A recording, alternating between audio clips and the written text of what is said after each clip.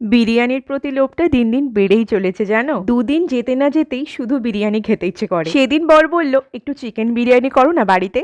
তো আমিও ভাবলাম এটাই সুযোগ, নিজেরও কিছুটা আত্মতুষ্টি হয়ে যাবে। তো বরকে বললাম যাও বাজার থেকে 1 কিলো মাংস নিয়ে আসো। বর তাড়াতাড়ি সাইকেল চালিয়ে গিয়ে বাজার থেকে 1 কিলো চিকেন নিয়ে এলো। চিকেনটাকে ভালোভাবে ম্যারিনেট করে 2 ঘন্টা রেখে তারপরে কষিয়ে নিলাম।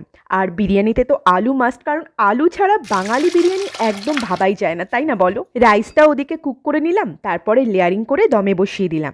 একদম দোকানের মতো বিরিয়ানি হয়েছিল, অনেকটা ঠিক দাদা বৌদির মতো। কালারটা যদিও দাদা বৌদির বিরিয়ানির মতো আসেনি, তবে খেতে একদম দোকানের মতো হয়েছিল, বিশ্বাস করো। চিকেন বিরিয়ানির ফুল রেসিপি আমার চ্যানেলে আপলোড করা আছে, এই 2 দিন আগে আপলোড করেছি। তোমরা দেখে একদম হুবহু দোকানের মতো বিরিয়ানি বাড়িতেই করতে পারবে। ভিডিওটা দেখে বিরিয়ানি রান্না করে আমাকে কমেন্ট করে জানাতে একদম ভুলো না কিন্তু যে কেমন হয়েছে। আর আরো ভিডিও পেতে চ্যানেলটাকে সাবস্ক্রাইব করে নিও।